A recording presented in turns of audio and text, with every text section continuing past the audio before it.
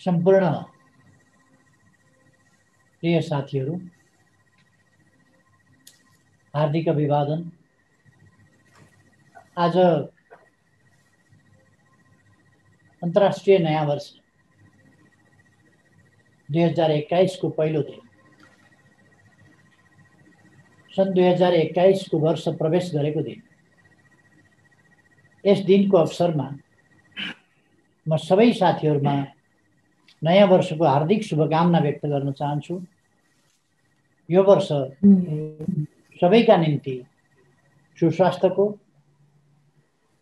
समृद्धिको, सफलताको, सुखमय वर्ष रहोस्।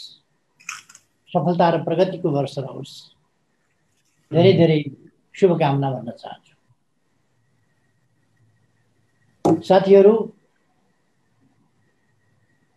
हामी नयाँ वर्षमा प्रवेश गरेका छौँ। एउटा नयाँ परिस्थितिको सँगसँगै एउटा नयाँ यात्राको परिस्थितिमा हामी नयाँ वर्ष प्रवेश गर्दैछौँ। यहाँहरूलाई थाहा छ, आज पार्टीमा केही समस्याहरू देखा परेका छन्। सबभन्दा ठुलो चिन्ता साथीहरूमा म त्यही रहेको देख्छु,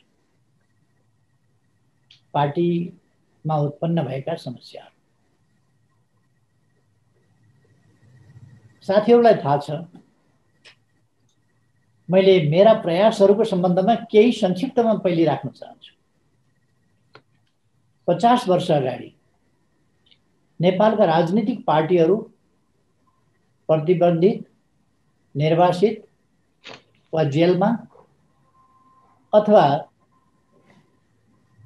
काम गतिविधि गर्न नसक्ने गरी कमजोर हालतमा पुर्याइएका, चर्को दमन गरिएका र ती कारणहरूले गर्दा सम्पर्क सम्बन्धविहीन ससाना टुक्राहरूमा विभाजित भएका अवस्थाबाट हामीले एउटा नयाँ अभियान सुरु गर्यौं र त्यस अभियानलाई नयाँ पार्टी निर्माण गर्ने, नयाँ कार्यकर्ता निर्माण गर्ने अभियानका साथ अगाडि बढायौं र सँगसँगै एकता र एकीकरणका प्रयासहरूलाई पनि अगाडि बढायौं। म साथीहरूलाई स्पष्ट पार्न चाहन्छु, त्यसबेला हाम्रा उद्देश्यहरू त्यति बेला रहेको निरङ्कुश राजतन्त्र र निर्दलीय पञ्चायती निरङ्कुश प्रणाली, अलोकतान्त्रिक प्रणाली, त्यसको अन्त्य गर्नु र लोकतान्त्रिक गणतन्त्रको स्थापना गर्नु त्यस बेलाको उद्देश्य थिए। त्यसका लागि एउटा मजबुत पार्टी, विचारमा स्पष्ट, देशव्यापी, जनव्यापी, मजबुत र गतिशील पार्टी चाहिन्थ्यो लोकतान्त्रिक गणतन्त्र स्थापनाका लागि।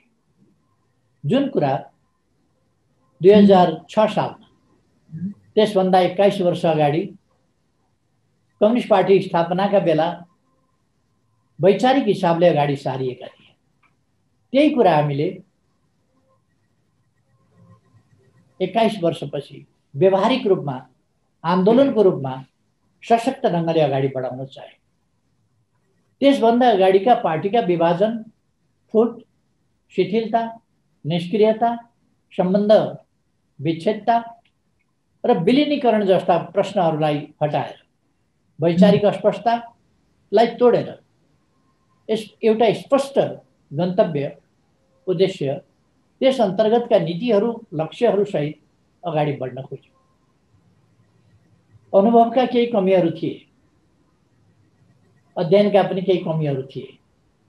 त्यसले आन्दोलनमा केही कमीहरू देखा पर्न स्वाभाविक हो र केही कमीहरू देखिए पनि आन्दोलनमा पटक पटक कमी कमजोरीहरू देखिन्छन् पनि, तिनलाई सुधार्दै जानुपर्छ, सच्याउँदै जानुपर्छ र त्यसबाट निराश हुने होइन, त्यसलाई सच्याएर अगाडि बढ्न तयार हुनुपर्छ। हामी त्यसै गरी अगाडि बढ्यौँ। मैले आफ्नै जीवनमा आन्दोलनलाई जोड्दै, विभिन्न कठिनाइहरू सामना गर्दै आन्दोलनलाई जोडेर अगाडि बढाउने क्रममा पछिल्लोपल्ट 3 वर्ष अगाडि हामीले नेकपा एमाले र तत्कालीन माओवादी केन्द्र मिलाएर संयुक्त भएर चुनावमा जाने, तालमेलका साथ चुनावमा जाने, चुनावपछि एकता पनि गर्ने भन्ने फैसला गरे। तदनुसार अत्यन्तै उदारतापूर्वक सिटहरूको बाँडफाँडदेखि लिएर सबै कुराहरू गरिए। साथीहरूलाई थाहा छ, सूर्य चिन्हबाट लड्ने सहमति भएको 2 दिनमा त्यस कुरालाई उल्टाइयो, जसबाट हाम्रो पार्टीका 11 लाख जति भोटहरू घटे र करिब करिब 14-15 सिटहरू घटे। यो सहमति तोड्ने सिलसिला त्यहीँबाट सुरु भयो। त्यतापट्टि पनि त्यति पर पनि गइरहनु परेन। मङ्सिर 10 र 21 मा भएका निर्वाचन, त्यो मङ्सिर 10 र 21 मा भएका निर्वाचनहरूको परिणाम मङ्सिर 24 सम्ममा आइसकेका थियो। 74 मङ्सिर 24 सम्ममा। तर 10 मिनेटको पैदल बाटो ओरतिर परतिर रहेका बहादुर भवन र राष्ट्रपति भवनका बीचमा त्यो परिणाम पुग्न मङ्सिर 24 गतेबाट फागुन 2 गतेसम्म लाग्यो। यो सबै एउटा षड्यन्त्र थियो। लेफ्ट मुभमेन्ट, प्रगतिशील मुभमेन्ट नेपालमा जसरी सफलताका साथ अगाडि बढ्यो, त्यस कुरालाई रोक्नका लागि कुनै उपाय हुन्छ कि? मैले भनिरहनु पर्दैन त्यस कुराको योजना कसले गरेको थियो। त्यसपछि फागुन 3 गते सरकार गठन भयो। सरकार गठन हुँदा प्रचण्डजीले पार्टी एकीकरण भइसकेको थिएन, तर प्रतिनिधि दिन मान्नु भएन। त्यो साथीहरूलाई थाहा छ।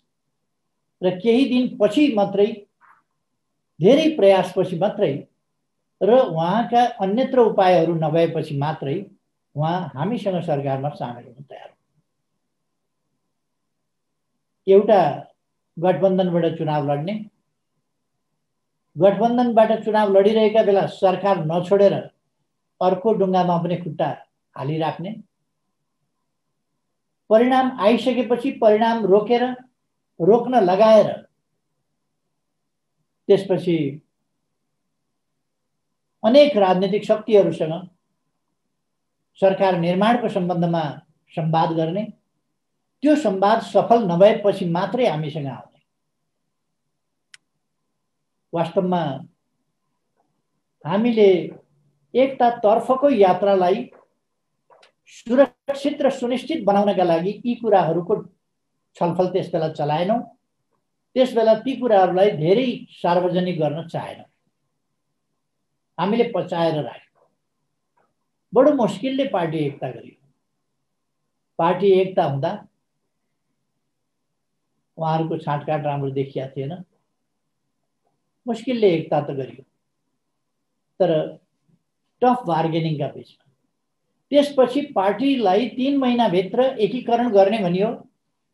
अहिले 3 वर्षमा एकीकरण भएन, त्यो तपाईँहरूलाई थाहा छ। एकीकरणको प्रक्रिया टुङ्ग्याउन लागिएन। 3 महिनामा गर्नुपर्ने कुरा 3 वर्षमा हुँदैन, रोकेर राखियो। पूर्व माओवादी केन्द्र हामी एकजुट हुनुपर्छ भनेर एक ठाउँ राखियो र त्यो पृष्ठभूमिका साथीहरूसँग भेटघाट गर्न, कुराकानी गर्न पनि नमिल्ने, नपाइने, नदिने। कोही भेटघाट गर्यो कसैले भने त्यो स्पष्टीकरणको विषय हुने अथवा उसलाई वक्र दृष्टिले हेरिने, यस्ता कुराहरू हुँदै आए। र हरदम पावर बार्गेन र लोकतान्त्रिक ढङ्गले होइन, सरकारलाई नियन्त्रण गर्ने, सरकार चल्न नदिने, सरकारलाई बाहिरबाट चलाउन खोज्ने, बाहिर अर्को पार्टी भन्दा फेरि पृथक संयन्त्र पनि बनाएर त्यसलाई नियन्त्रण गर्न खोज्ने अनेक प्रयासहरू भए। 3 वर्षसम्म तत्काल बन्नुपर्ने संविधानले भनेका आयोगहरू, ती आयोगहरू पनि निर्माण हुन नसक्ने त्यस्तो खालको स्थिति रह्यो। साथीहरूलाई थाहा छ। ती स्थितिहरू तोड्नका लागि हामीले प्रयास गर्यौँ। यो पनि साथीहरूलाई थाहा छ। र यो चुनावी तालमेलको लागि प्रमुख पार्टीको अध्यक्षको हैसियतले मैले नै कोसिस गर्नु पर्थ्यो र मैले नै कोसिस गरेँ चुनावी तालमेलका निम्ति पनि र पार्टी एकीकरण एकताका निम्ति पनि, र त्यसलाई जोगाउन पनि सबभन्दा मुख्य रूपमा मैले नै ध्यान दिनु पर्थ्यो। त्यसकारण मैले अत्यन्त धैर्यता, अत्यन्त संयम, अत्यन्त सहिष्णुताका साथ, अत्यन्तै जिम्मेवारी बोधका साथ त्यसलाई जोगाइराख्ने प्रयास गरे। तर पार्टीका नेताहरूले सरकारको पक्षमा एक शब्द नबोल्ने, सरकारको विरोधमा धज्जी उडाउने, प्रतिपक्ष कहाँ छोडियो पछाडि आफ्नै पार्टीका साथीहरूले प्रतिपक्षभन्दा अगाडि बढेर सधैँ सरकारको विरोध मात्रै गर्ने, त्यो पार्लियामेन्टमा पार्लियामेन्ट्री प्रणालीको एउटा सिस्टमको मर्यादा पनि नराखेर प्रतिपक्षको भूमिका पनि सत्तापक्षले खेल्ने। प्रतिपक्षले भन्ने सत्तापक्षका नेताहरूले नै बोलिसकेपछि हाम्रो त कुनै भूमिकै रहेन, हामीले त केही बोल्नै परेन, हामीले त बोल्ने ठाउँ पनि रहेन। यस्तो एउटा विडम्बना, यस्तो एउटा मजाकको स्थिति पार्लियामेन्टभित्र। बाहिर सञ्चार माध्यममा लगानी गर्ने, सञ्चार माध्यमहरू आफू निकट भएका अथवा आफूबाट सञ्चालित अथवा आफ्ना कार्यकर्ताहरू, आफ्नो नातागोताहरू मार्फत सञ्चालित सञ्चार माध्यम र सम्पूर्ण सामर्थ्यलाई सरकारका विरुद्ध र पार्टी लिडरसिपका विरुद्ध केन्द्रित गर्ने। लिडरसिप खुइल्यायो भने मात्रै उसलाई विस्थापित गर्न सकिन्छ, त्यसकारण खुइल्याउने त्यो नीति लिने। र जहाँ पनि नेतृत्वलाई कमजोर पार्यो, नेतृत्वलाई खुइल्यायो भने त्यस्तो अवस्थामा आन्दोलन अगाडि जान सक्दैन। तर केही मान्छेहरूले नेतृत्वलाई विस्थापित गरेर मात्रै आफू स्थापित हुन सक्ने ठान्ने यी कुराहरूलाई तपाईहरूले अघिल्लो पल्ट म प्रधानमन्त्री हुँदा पनि अविश्वासको प्रस्तावको सन्दर्भमा देख्नुभयो। फरक फरक पार्टीमा भए पनि आज जो साथीहरू लाग्नु भएको छ तिनै साथीहरू फरक फरक पार्टीमा भए पनि एउटै स्वरमा अविश्वास प्रस्ताव राख्ने कुरामा र मेरो विरोध गर्ने कुरामा, प्रधानमन्त्रीको विरोध गर्ने कुरामा, पार्टी अध्यक्षको विरोध गर्ने कुरामा, संविधान बनाए बापत, नाकाबन्दीको सामना गरे बापत, उत्तरी छिमेकसँग पारबन्द र यातायातको सम्झौता गरे बापत, उत्तरतिरबाट अनेक नाकाहरू खोले बापत, नेपाली जनताका अविश्वास पलाइसकेको, विश्वास मरिसकेको स्थिति, त्यसलाई फेरि विश्वासको स्थिति जगाउन खोजे बापत, नेपाली जनताका पहिलाएका सपनाहरूलाई फेरि जगाउन खोजे बापत, आत्मविश्वास बढाउन खोजे बापत, राष्ट्रिय स्वाभिमानलाई अगाडि बढाउन खोजे बापत त्यति बेला म यिनै साथीहरूको संयुक्त प्रयासबाट हटाइएको थिएँ। र फेरि प्रधानमन्त्री बन्न नदिने प्रयास त सफल हुने कुरो भएन, सफल भएन। प्रधानमन्त्री भइसकेपछि फेरि त्यही कुरा, त्यही सिलसिला दोहोरियो।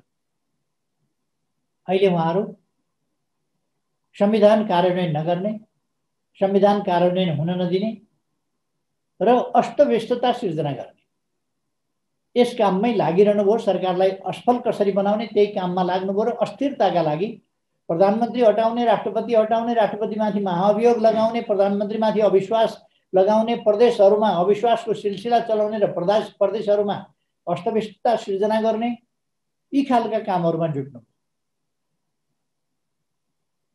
उहाँहरूले शक्ति पृथकीकरणको सिद्धान्त र विभिन्न मर्यादित स्वतन्त्र संस्थाहरूलाई विवादमा तान्ने, लाञ्छित गर्ने ती कामहरू पनि गर्नु। कुनै पनि निकायहरूलाई उहाँहरूले मर्यादित ढङ्गले काम गर्न दिनु भएन। राष्ट्रपतिका विरुद्ध लगाएका नाराहरू साथीहरूले सुन्नु भएको होला। कुन स्तरका नाराहरू लगाउनु भएको छ म भन्न चाहन्न। प्रधानमन्त्रीका विरुद्ध उहाँहरूले के नारा लगाउनु भएको छ, उहाँहरू के बोलिरहनु भएको छ, म त्यतापट्टि बोल्न चाहन्न।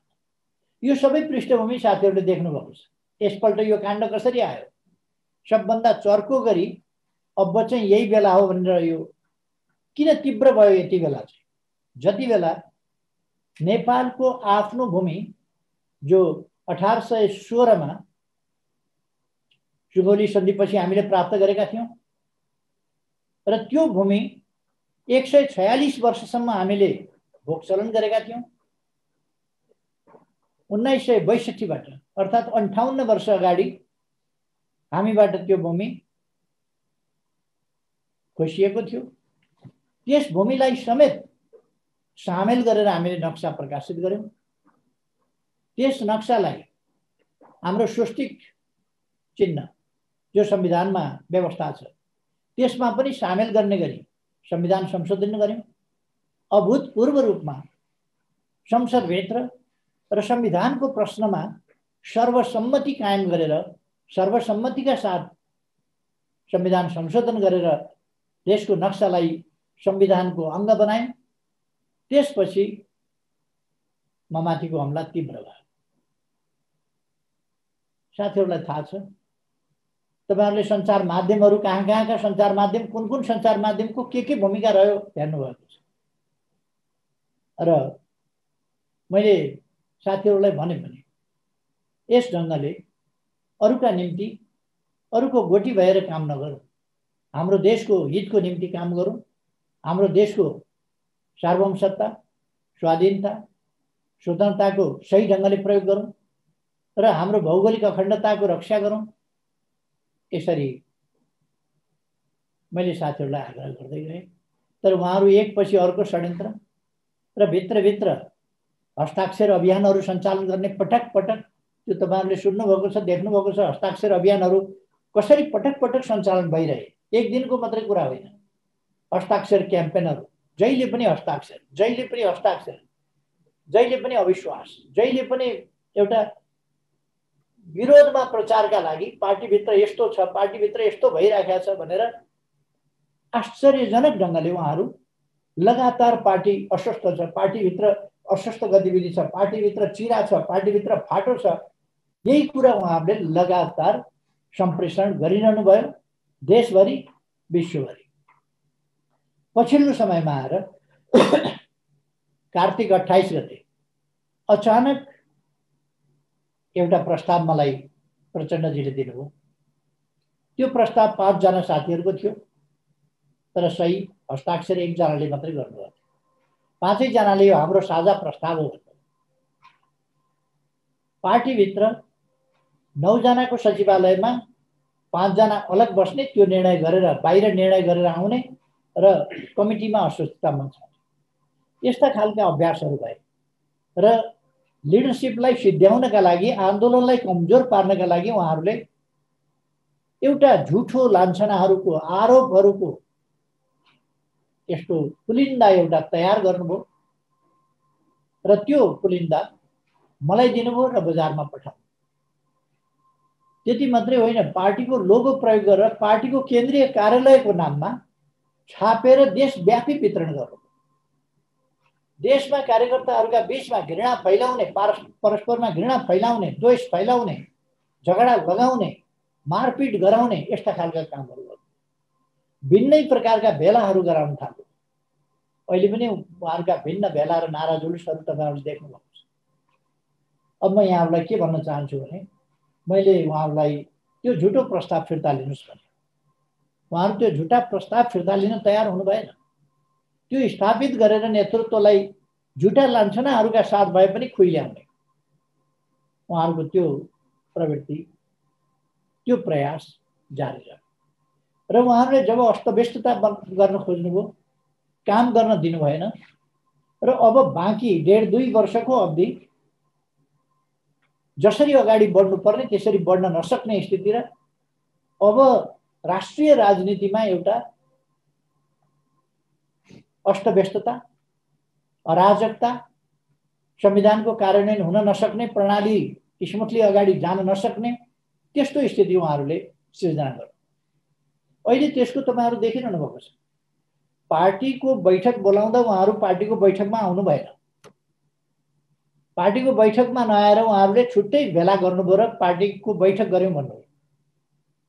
आश्चर्य के भने दलको सर्वसम्मतिले छानिएको दलको नेता, प्रधानमन्त्री र पार्टीको प्रथम अध्यक्षलाई थाहा नदिएर उहाँहरूले अर्को भेला गर्नुभयो। उहाँहरूलाई हरेकलाई बैठकमा सूचना गरियो, आमन्त्रण गरियो, उहाँहरू आउनु भएन र बाहिरै बैठक गरेर पार्टी अध्यक्षलाई कारबाही गरेर हामीले निकाल्यौं भनेर सडकमा उहाँहरूले घोषणा गर्नु। पार्टी अध्यक्षलाई निकाल्ने एउटा प्रक्रिया हुन्छ होला। हामीले त एकीकरणको बाटो थालेका थियौं, उहाँहरूले गुटबन्दी, विभाजन र फाटोको बाटो ल्याउनु भयो। त्यसलाई स्वीकार गर्न सक्ने कुरा भएन। मैले त यतिसम्म भने महाधिवेशनको विधि पुर्याउँ, तपाईहरु नै चलाउनुस्। महाधिवेशनको विधि पुर्याएर म तपाईहरुलाई अध्यक्ष पनि छोड्दिन। उहाँहरूलाई नग्दा नग्दी चाहियो। नग्दा नग्दी यत्तिकै त्यस्ता आरोपका साथ त्यो भनेको आन्दोलन सिद्ध्याउने एउटा षड्यन्त्र हो, जसलाई रक्षा गर्नु पार्टीको प्रथम अध्यक्षको हिसाबले र लामो समय पार्टीको आन्दोलनको वैचारिक धारको नेतृत्व गरेर आएको एउटा नेताको हिसाबले देशमा जनताले विश्वास गरेर अत्यधिक मतले छानेको संसदीय दल र त्यसको नेता प्रधानमन्त्रीको हिसाबले लोकतन्त्रको रक्षा गर्नु, लोकतान्त्रिक प्रणालीको रक्षा गर्नु, संघीय लोकतान्त्रिक प्रणालीको रक्षा गर्नु, संविधानको कार्यान्वयन गर्नु, देशमा सुशासन र विकासको बाटोलाई अगाडि बढाउनु र समृद्ध नेपाल, सुखी नेपालीको राष्ट्रिय आकांक्षालाई पूरा गर्नु, त्यस बाटोमा मुलुकलाई अगाडि बढाउनु, त्यसमा आएका व्यवधान पन्छाउनु, अप्ठ्याराहरूसँग लड्नु, त्यसको नेतृत्व गर्नु मेरो कर्तव्य हो र मैले त्यो कर्तव्य पालना गर्नुपर्छ। त्यसै कारण मैले संविधानको कार्यान्वयनका लागि ताजा जनादेशमा जानुपर्ने परिस्थिति निर्माण भयो। मैले त्यो परिस्थिति पनि नआओस् भनेर धेरै कोसिस गरेँ, तर उहाँहरूको विनाशकारी लीला, उहाँहरूको अराजक बोलेका शब्दहरू तपाईहरुले सुन्नुभएको छ, टेलिभिजनहरुमा बोलेका शब्दहरू सुन्नुभएको छ। त्यस्ता शब्दहरू एक दुईजना व्यक्ति मात्रै होइन, उहाँहरूको टिम नै त्यस काममा लागेको छ। कुन परिस्थितिमा उहाँहरू यसरी उताउलिएर लाग्नुभयो, कसको जिम्मा जमानीमा लाग्नुभयो, कसको आदेश निर्देशमा लाग्नुभयो, त्यो उहाँहरूले जान्नुहुन्छ। तर देशको हित विपरीत, स्थिरता विपरीत कम्युनिस्टहरूको यो सफलतालाई सहन नसकेर यस प्रकारले खलबल्याउनु पर्ने स्थिति थिएन। उहाँहरू त्यसमा उद्धत भएपछि मैले त्यसलाई रोक्न एउटा नेताको हिसाबले कदम चाल्नु पर्यो। मैले संविधानको रक्षाका लागि, प्रणालीको रक्षाका लागि ताजा जनादेशमा जानु अनिवार्य भयो। ताजा जनादेशबाट आएको प्रधानमन्त्री, जनादेशबाट आएको राष्ट्रपति, जनादेशबाट आएका अरू संरचनाहरू र संवैधानिक प्रक्रियालाई उहाँहरूले अवरुद्ध गरेपछि ती प्रक्रियाहरूलाई सुचारू गर्नका निम्ति, त्यसको कार्यान्वयनका निम्ति, देशको समय बर्बाद हुन नदिनका निम्ति ताजा जनादेशमा जानुपर्ने अवस्था पर्यो। यो संविधानको रक्षाका निम्ति हो, प्रणालीको रक्षाका निम्ति। उहाँहरूले यसलाई असंवैधानिक भन्नुभयो। उहाँहरूका दुई चारवटा तर्क छन् असंवैधानिक भन्ने। त्यो अलिकति म पछाडि जाउँला त्यो असंवैधानिक भन्ने तर्कहरूका पछाडि। म अहिले पार्टीको अलिकति कुरा भन्न चाहन्छु। पार्टी यथार्थमा विभाजन भएको छैन। मैले केन्द्रीय कमिटीको बैठक बोलाएँ, महासचिवले बैठक बोलाउनु भयो, मैले परामर्श दिएँ। केन्द्रीय कमिटीको बैठकमा उहाँहरू आउनु भएन, अलग्गै जानु। पार्टीको बैठकमा नआउने, अन्यत्रै बसेर अध्यक्ष निकाल्यौं भन्ने, म अध्यक्ष भएँ भनेर स्वयं घोषणा गर्ने, यस प्रकारका जग हँसाई गर्ने र कम्युनिस्ट आन्दोलनको हुर्मत लिने खालका कामहरू जो भइरहेका छन् ती बिल्कुलै अनुचित छन्। अहिले पनि उहाँहरू पार्टीमा आउन सक्नुहुन्छ, बैठकमा आउन सक्नुहुन्छ। एउटा बैठकमा आउनु भएन, 2 दिनका बैठकमा आउनु भएन, केही फरक पर्दैन। फेरि केन्द्रीय कमिटीको अर्को बैठक बोलाउँछु, उहाँहरू आउनुहोस्, बैठकमा बसौँ, छलफल गरौँ, निर्णय गरौँ। उहाँहरूको जस्तो प्रथम अध्यक्षलाई नै सदस्यताबाट समेत निकाल्यौं भन्ने त्यस्ता कुराहरू मैले गरेका छैन। उहाँहरूभन्दा कमसेकम 10 वर्ष अगाडि मैले सदस्यता लिएको होला। 10 या 15 वर्ष अगाडि म उहाँहरूभन्दा अगाडि कार्यकर्ता भएर हिँडेको होला। एउटा नयाँ आन्दोलनको सुरु गरेर यहाँसम्म ल्याइ पुर्याउने कामको अगुवाई गरेको होला। यो एकता एकीकरणको प्रक्रियाको पनि नेतृत्व गरेको होला, तर त्यसका बावजुद उहाँहरूले ती कुनै मर्यादाका सीमाहरू नराखेर पार्टीको प्रमुख अध्यक्ष त्यो पनि इतिहास नभएको होइन, इतिहास, सङ्घर्षको इतिहास, जेलनेलको इतिहास यो सबै भोगेर र देशलाई नेतृत्व गरेर आएको व्यक्तिको सम्बन्धमा न उहाँहरूले उमेरको मर्यादा राख्नुभयो, न योगदानको, न इतिहासको, न पदीय हैसियतको कुनै पनि मर्यादा नराखिकन जुन प्रकारको जग हँसाइ उहाँहरू गरिरहनु भएको छ त्यो अत्यन्तै दुःखद कुरा छ। म साथीहरूलाई भन्न चाहन्छु, पार्टी फुट्यो भन्ने होइन, उहाँहरू किन भौतारिएर हिँड्नु भएको छ सडकमा?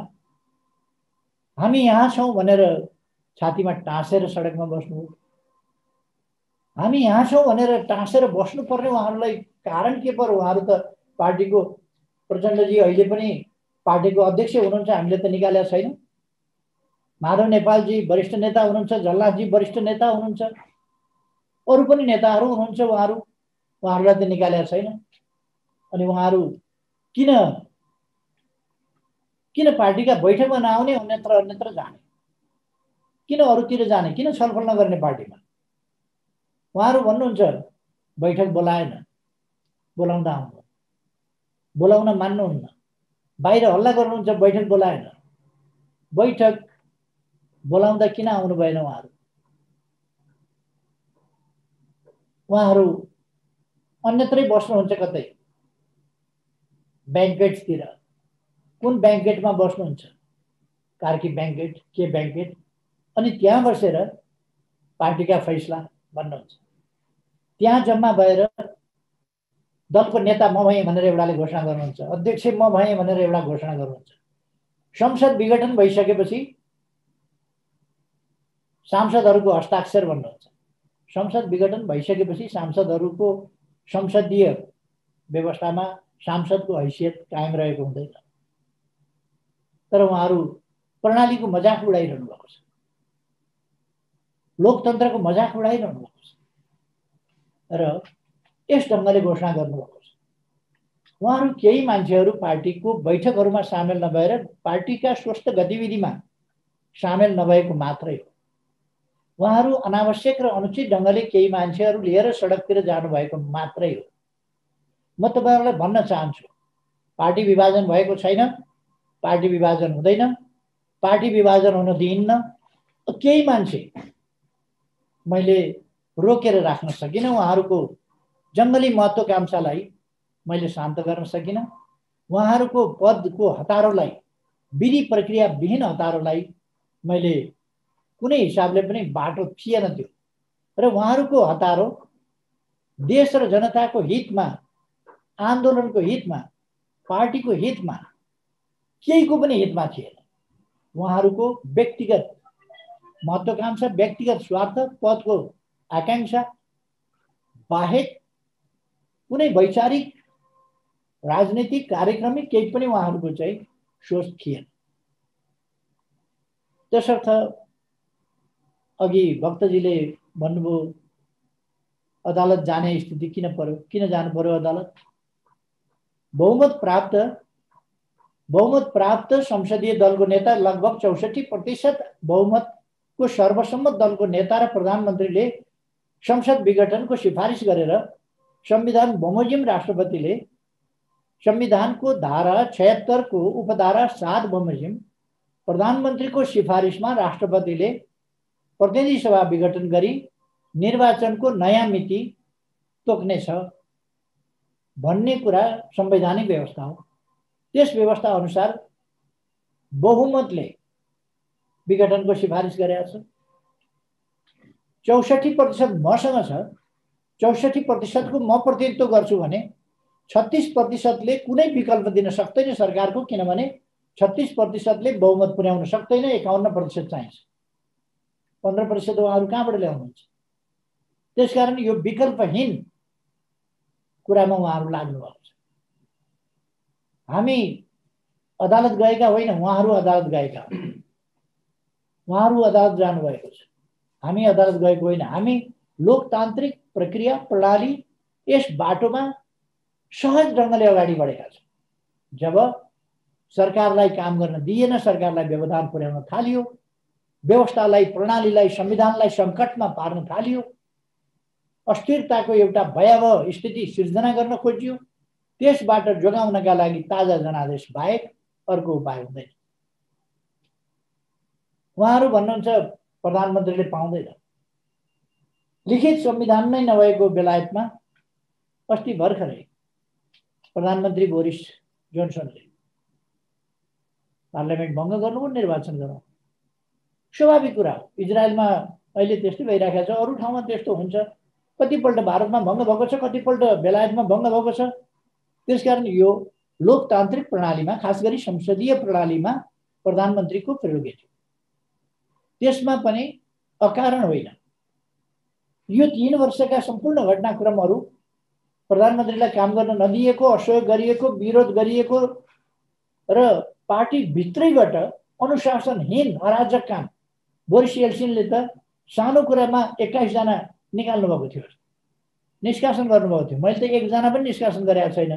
यस्तो अराजकता हुँदा, यस ढङ्गले जथाभावी मुख छाडेर बोल्दा, गाली गरेर बोल्दा, अनुशासनहीन काम गर्दा, हस्ताक्षर अभियान चलाएर हिँड्दा, दलको नेताका विरुद्ध हस्ताक्षर अभियान चलाएर हिँड्दा, अरू दलहरूसँग, अरू शक्तिहरूसँग अनुचित र हानिकारक गुटबन्दी र गठबन्धन गर्दा, अपवित्र खालका गठबन्धनका प्रयासहरू गर्दा, विभिन्न प्रकारका षड्यन्त्रकारी साँठगाँठहरू गर्दा पनि मैले पार्टीबाट निकालेको छु। त्योभन्दा बढी उदारता र सहनशीलता केमा देखाउने? अर्को कुरा, पार्टीको वैधानिकताको प्रश्नमा यो पार्टी यत्तिकै बनेको होइन। यो 2006 सालमा 1949 अप्रिल 22 त्यति बेला अथवा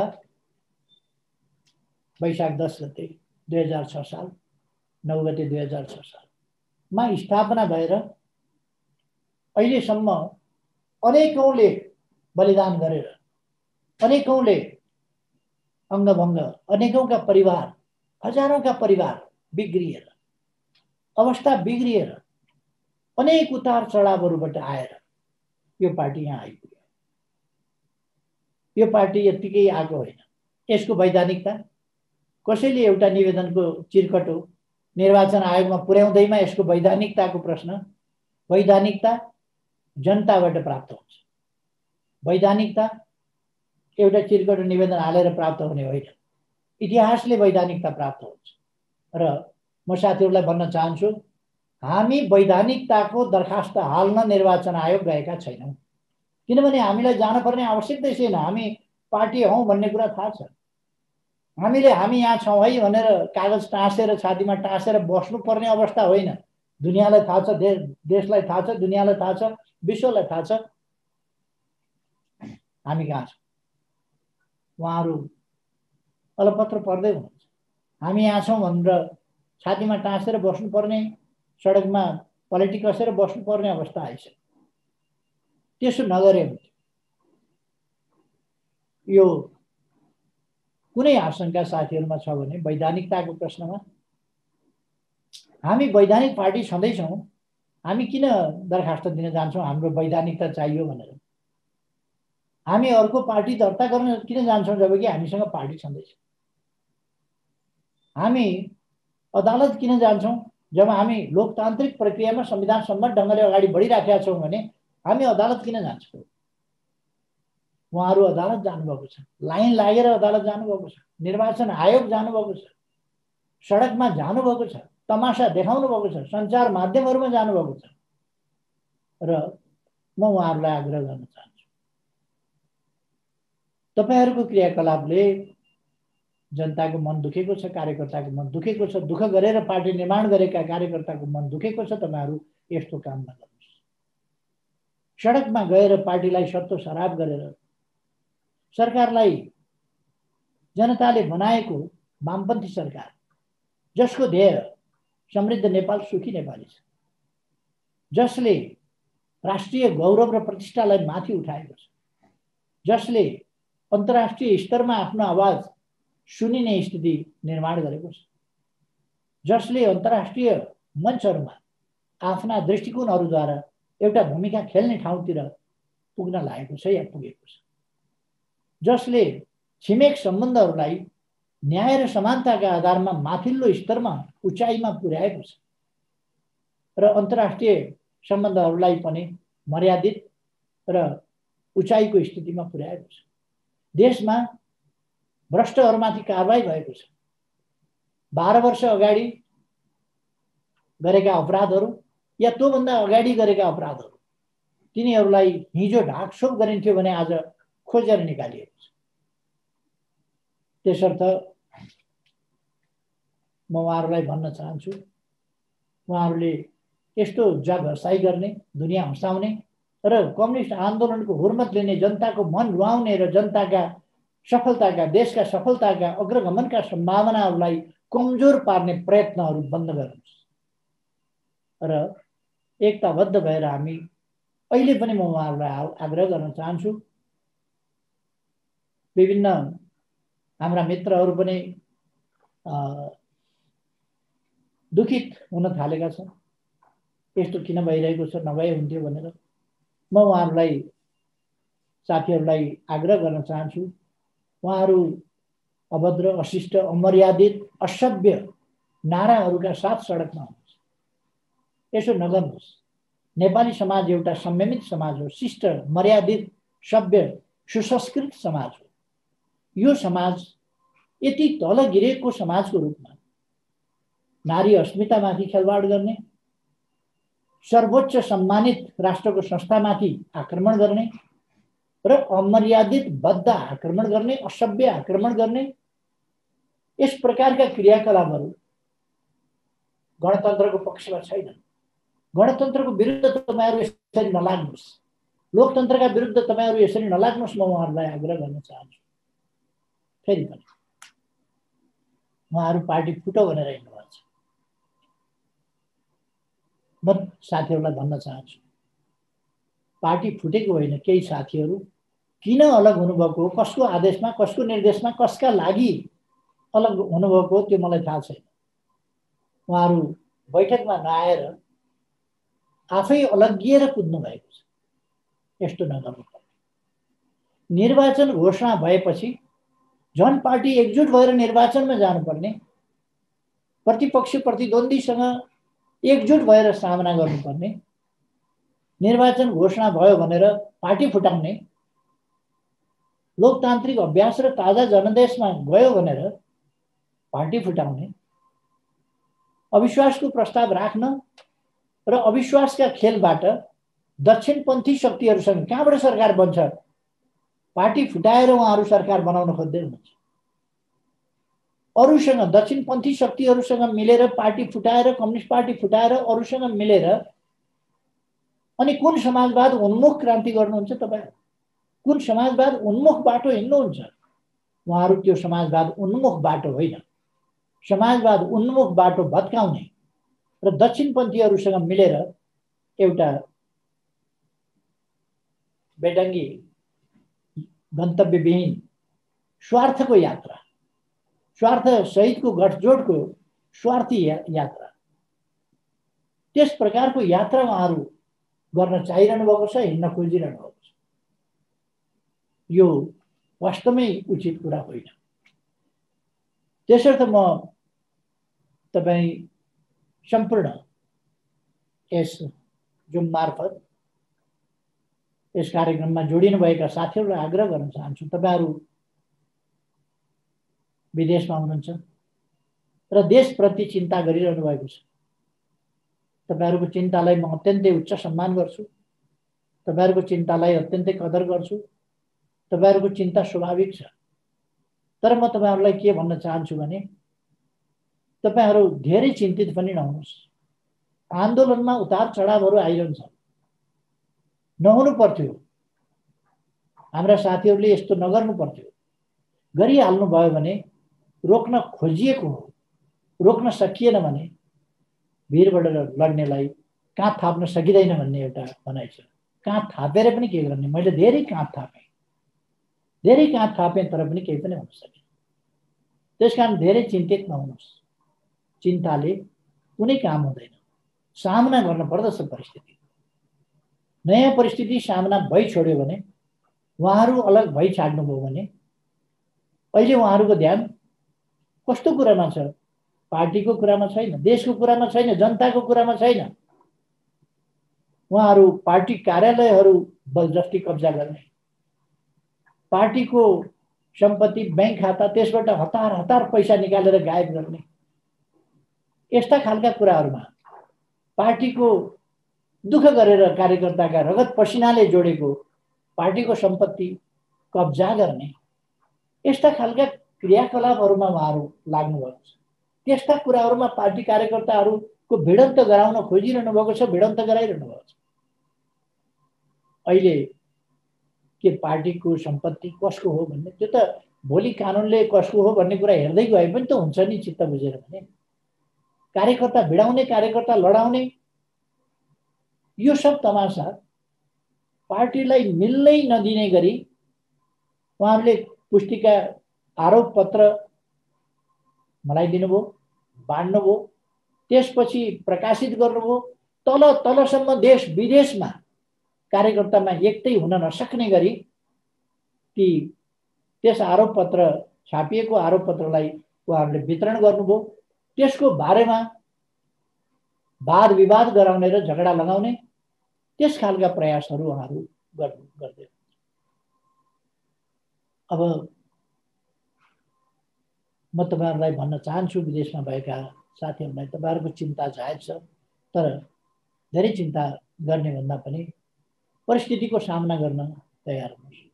म आग्रह गर्न चाहन्छु, यो आजको मात्रै कुरा होइन, उहाँहरूले धेरै अगाडि मिट द प्रेस गरेर, पत्रकार सम्मेलन गरेर जुनसुकै परिस्थितिका लागि तयार रहन भनेर कार्यकर्ताहरूलाई आह्वान गर्नु के भएको थियो। पार्टीमा र जुनसुकै परिस्थितिका लागि तयार रहन आह्वान गर्नु भनेको थियो।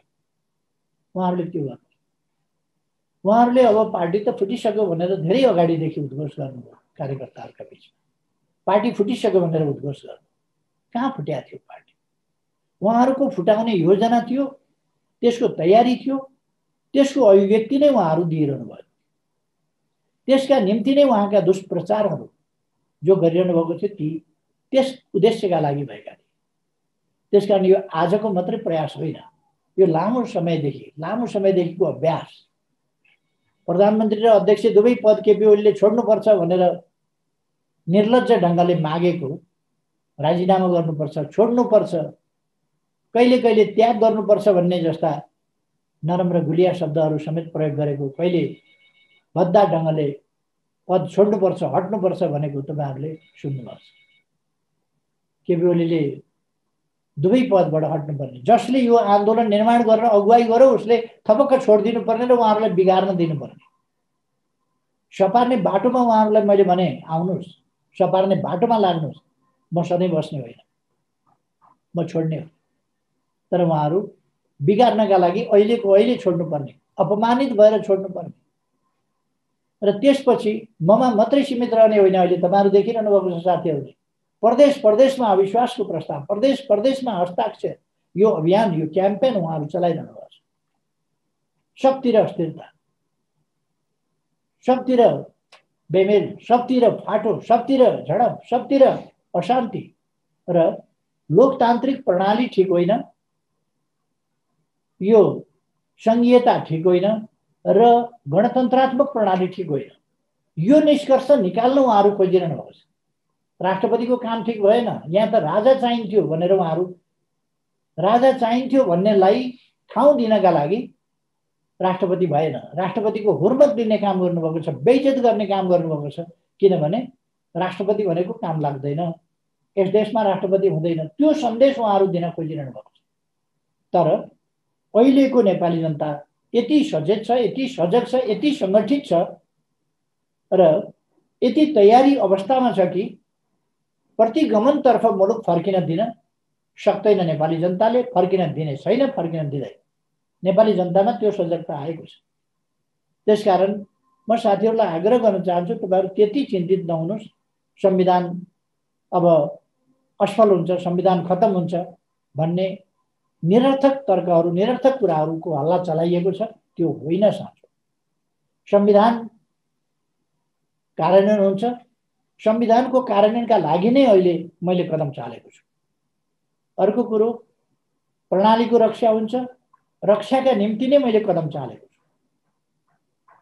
पार्टीले यस अभियानलाई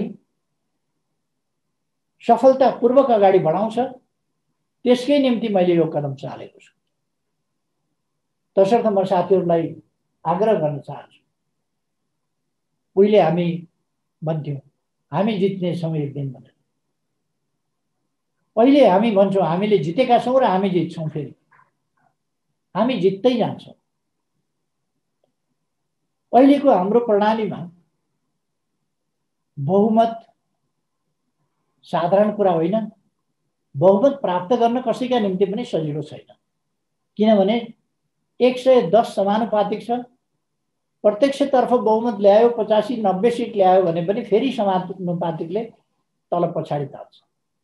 त्यसकारण मैले यसपल्ट त्योभन्दा अत्यधिक बढी प्रत्यक्षतर्फबाट पनि र 50 लाख कमसेकम समानुपातिक तर्फबाट पनि मत प्राप्त हुनुपर्छ र त्यसअनुसार हामीसँग 2/3 स्थिति हुनुपर्छ भनेर जनताका बीचमा त्यो आह्वान गरेको छु। देशमा एउटा नयाँ जागरण, नयाँ लहर आउन लागेको छ। 3 वर्ष पार्टी गतिहीन, असङ्गठित, किम कर्तव्य विमूढ, विचारहीन, कता जाने के गर्ने थाहा नभएको अवस्था, एकीकरण पनि हुँदैन, कमिटी पनि चल्दैन, केही हुँदैन। त्यस्तो गतिहीन अवस्थामा जकडिएर बस्नु परेका कार्यकर्ता अहिले त्यो बन्धनबाट मुक्त भएर, त्यो जकडिएको अवस्थाबाट फुक्का भएर अब सङ्गठित गतिशील ढङ्गले जनताका बीचमा जाने काम भइरहेको छ र एउटा लहर, एउटा वेभको सिर्जना भइरहेको छ, नयाँ वेभ। त्यसर्थ म साथीहरूलाई भन्न चाहन्छु, कहिले कहिले यस्ता धक्का जस्ता, झट्का जस्ता देखिने कुराहरूले, यस्ता सकहरूले आन्दोलनलाई समाप्त पार्ने होइन। यसले वैचारिक हिसाबमा शुद्धिकरण गर्न, हामीसँग कस्ता कस्ता मान्छे थिए ती मान्छेहरू अलग भए भने एउटा शुद्धिकरणको स्थिति आउँछ। पार्टी शिथिल, असङ्गठित, गतिहीन, निष्क्रिय, निष्प्रभावी अवस्थामा रहेको स्थितिबाट सङ्गठित र गतिशील, सही विचारमा अगाडि बढ्ने, त्यस्तो पार्टीको एउटा गतिशील, क्रियाशील पार्टी, जनआधारित पार्टी, साँच्चै जनताको बीचमा जाने पार्टी अब जान पाउने स्थिति बन्दै गएको छ र त्यतापट्टि लागेको छ। साथीहरू आउनुहुन्छ भने पनि अब पार्टीको यो स्पष्ट वैचारिक धार, पार्टीको सुदृढ अनुशासित सङ्गठनको धार र पार्टीको जनआधारित पार्टी हो, जनताका बीचमा जानुपर्छ, जनताका बीचमा सङ्गठन गर्नुपर्छ भन्ने धार, यस कुरालाई बुझेर साथीहरूले यस अनुशासनभित्र बसेर चाहिँ काम गर्नुपर्छ। अब विगतको जस्तो पार्टीलाई निष्क्रिय बनाउने, जथाभावी बोलेर हिँड्ने, जथाभावी नारा लगाएर हिँड्ने, जथाभावी प्रधानमन्त्रीका विरुद्ध आफ्नै पार्टीका कार्यकर्ताहरू पुतला जलाएर हिँड्ने, प्रचण्डजीले त्यही गराउनु भएन बिचमा। मलाई थाहा छैन भन्ने अनि कार्यकर्तालाई पुतला जलाउनु, मलाई थाहा छैन भन्ने प्रधानमन्त्री भ्रष्ट भयो भनेर नारा लगाउनु, यस्ता निराधार यथार्थमा भन्ने हो भने अत्यन्तै अनैतिक खालका क्रियाकलाप यस बीचमा भइरहे। यसको एउटा निष्कर्ष निस्किनै पर्थ्यो। मैले सुधारिएको बाटोबाट, सच्याइएको बाटोबाट, सफा बाटोतर्फबाट, स्वस्थ बाटोतर्फबाट समाधान निकाल्ने कोसिस गरे। त्यो कोसिस उहाँहरूले सफल हुँदैन भएन र उहाँहरू आफै अब यस पार्टीलाई वैधानिक ढङ्गबाट तत्काल कब्जा गर्न, बहुमत पुर्याउन सक्ने अवस्था रहेन भनेर उहाँहरू आजित भएर बाहिर जानु। उहाँहरूले अविश्वास, अस्तव्यस्तताका लागि अविश्वास राख्ने, अरूसँग मिलेर अविश्वास प्रस्ताव पास गर्ने, यो कुनै नैतिक तरिका भयो?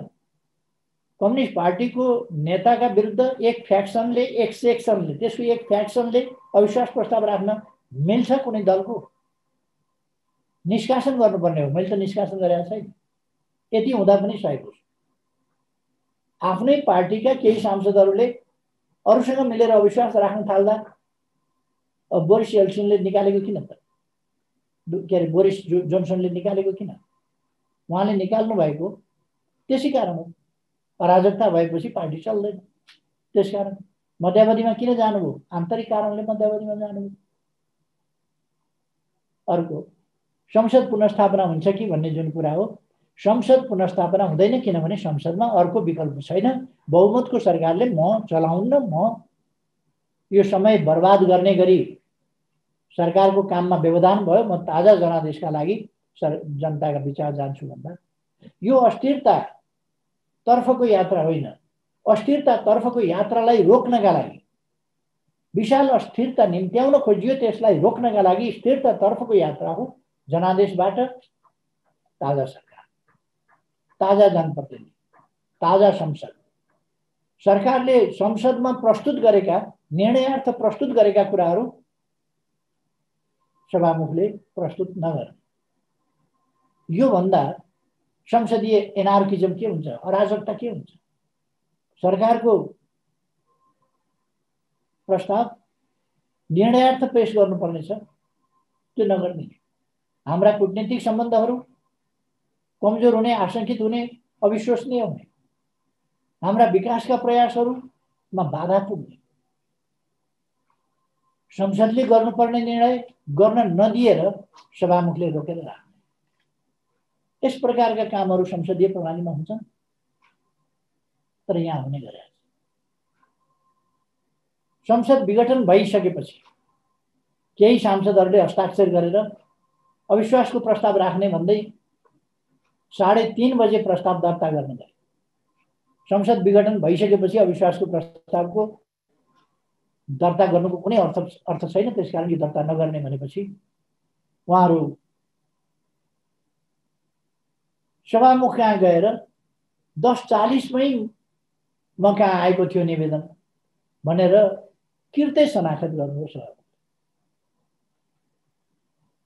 पार्लियामेन्ट्री पार्टीमा सभामुख जस्तो मर्यादित पोस्टबाट 3:30 बजे गएको प्रस्ताव गएको छ भने पनि संसद विघटन भइसकेपछि त्यसलाई वैधानिकता दिनका लागि 10:30 बजे नै भएको छ, 10:40 मै भएको छ, 10:50 मै भएको छ भनेर झुटो शनाखत सभामुख जस्तो मान्छेबाट यसको तिर्ते काम हुनु कहाँसम्म लज्जास्पद कुरा। यसको दबाई के हो? यसको दबाई ताजा जनादेश र चल्नै नसक्ने संसद, त्यसको दबाई के हो? ताजा जनादेश। अनुशासनहीन र अराजकतामा तपाईहरुले देख्नुभएको छ, संसारको कुनै पार्टीमा आफ्नै अध्यक्षका विरुद्ध यस प्रकारका तमासा सडकमा हुन्छन्? तपाईहरुले कहीँ देख्नुभएको छ? तर नेपालमा केही ठुला नेता हुँ भन्नेहरूबाटै यो तमासा भइरहेछ। त्यसकारण यो दृढताका साथ हामीले सङ्घर्ष गरेर ल्याएको संविधान प्रणाली र हाम्रा उद्देश्यहरूलाई तलमाथि पर्न नदिन, हाम्रो गन्तव्यतर्फको सही यात्रालाई दिग्भ्रमित हुन नदिन अथवा बाधा व्यवधानमा अल्झिन नदिनका निम्ति यो कदम चाल्नु पर्यो। अब उहाँहरू आफूसँग बहुमत भएको हल्ला चलाइरहनु भएको छ। बहुमत छ भने उहाँहरू संसदीय अभ्यासबाट आउँदा हुन्थ्यो, उहाँहरू पार्टीको बैठकमा आउँदा हुन्थ्यो। बहुमत छ भने बहुमत कहाँबाट भयो? मसँग बहुमत, म सर्वसम्मतिले 2/3 हाम्रो लगभगको 2/3 बहुमत 63-64% हामीसँग छ। त्यो बहुमत सर्वसम्मतिले छानिएको नेता हुँ। 9 महाधिवेशनबाट निर्वाचन लडेर निर्वाचनबाट छानिएको नेता हुँ। त्यसै हैसियतमा 2 पार्टीका अध्यक्ष मिलेर 2टा पार्टी जोड्दा दुईटैको सम्मान होस् भन्नका निम्ति पार्टीको हैसियतको ख्याल नराखेर, पार्टीको वैचारिक प्रतिनिधित्वको धारको ख्याल नराखेर दुईटा अध्यक्षको व्यवस्था गरियो। अहिले कुन सन्दर्भमा उहाँहरूले दुईटा अध्यक्ष पदलोलुपताको पनि हद हुन्छ? दुईटा पार्टी मिलाउँदा त दुईटा पार्टीका अध्यक्ष दुईटै पार्टीको सम्मानमा तलमाथि नपरोस् भन्ने हिसाबले दुईटा अध्यक्ष भयो। सडकमा गएर उहाँहरू कुन मञ्चबाट, कुन निकायबाट, कुन महाधिवेशनबाट पार्टी अध्यक्ष भनेको आफू आफू घोषणा गर्ने कुरा हो। एउटाले संसदीय दलको नेता भनेर टिको लगाइदियो, अर्काले अध्यक्ष भयो, दोस्रो अध्यक्ष भनेर टिका लगाइदियो। यस्तो पनि पार्टी लिडरसिपको चयन, दलको नेताको चयन या पार्टी सञ्चालनको विधि पद्धति प्रक्रिया, उहाँहरू विधि पद्धति र प्रक्रियाका कुरा गरिरहनुहुन्छ। यस्तो पनि पद्धति प्रक्रिया हुन्छ। त्यसकारण तपाईहरु विभिन्न लोकतान्त्रिक देशहरूमा, विभिन्न प्रकारका प्रणाली भएका देशहरूमा बस्नुभएको छ, दुनियाँलाई हेर्नुभएको छ तपाईहरुले। तसर्थ देशको अग्रगमनको यो यात्रा अगाडि बढ्छ। तपाईहरु ढुक्क हुनुस्। तपाईहरुले आफ्नो ठाउँबाट शुभेच्छा सद्भाव दिनुस्। तपाईहरुले आफ्नो ठाउँबाट यथाशक्य यस अभियानमा सहयोग पुर्याउनुस्, सकारात्मक योगदान गर्नुस्। र म साथीहरुलाई मुख्य कुरा भन्न चाहन्छु, तपाईहरु कृपया निराश नभइदिनुस्। म सधैँ भन्ने गर्छु, निराश जनता खतरनाक हुन्छ। निराश जनता जहिले पनि देशको अग्रगमनका लागि साधक हुँदैन। त्यसकारण जनता निराश हुन नदिनका निम्ति तपाई हामी निराश हुनु हुँदैन, हामी कार्यकर्ताहरू निराश हुनु हुँदैन। हामी निराश भयौं भने हामीबाट हाम्रो निराशा जनतामा सम्प्रेषण हुन्छ, जनतामा सञ्चार हुन्छ र जनतामा त्यो विस्तारित हुन्छ। हाम्रो निराशा जनता निराश पार्ने काम गर्छौं हामीले। र यो देश निराशाबाट बन्ने होइन, आशावादिताबाट बन्छ, आत्मविश्वासबाट बन्छ। त्यसकारण म साथीहरूलाई आग्रह गर्न चाहन्छु तपाईहरुले कि निराश हुने होइन, आशावादी हुने, हतोत्साही हुने होइन, आत्मविश्वासका साथ अगाडि बढ्ने। र त्यो हाम्रो आत्मविश्वास जो सही छ, जो जायज आत्मविश्वास छ, त्यो आत्मविश्वासका साथ हामी अगाडि बढ्नुपर्छ। त्यो आत्मविश्वास हामीले हाम्रा साथीहरूमा, आम जनसमुदायमा, विश्व जनमतमा सम्प्रेषण गर्नुपर्छ। सकारात्मक कुरा सम्प्रेषण गर्नुपर्छ। हाम्रो उज्जवल भविष्य प्रति विश्वस्त हुनुपर्दछ। कसैले पनि हाम्रो भविष्यलाई अन्धकारमय बनाउन सक्दैन, धुमिल्याउन सक्दैन।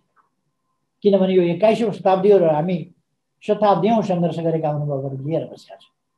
मैले आफ्नै जिन्दगीमा निरङ्कुश राजतन्त्र भएको अवस्था, निर्दलीय पञ्चायती व्यवस्था भएको अवस्था, पार्टीहरू ससाना चोइटाहरूमा टुक्रिएर सम्पर्क सम्बन्ध विहीन अवस्थामा, ससाना समूहहरूमा तितर बितर भएको अवस्थामा आन्दोलन सुरु गरेर कम्युनिस्ट पार्टीको लगभग 2/3 को स्थितिसम्म पुर्याएको अनुभव मैले आफैले पनि सम्हालेको र जेल नेलका कठिनाइहरू, अप्ठ्यारा दिनहरू देखेको छु, भोगेको छु, पार गरेको छु। र ती दिनहरूमा पनि मेरो आशावादिता कहिले पनि हराएन।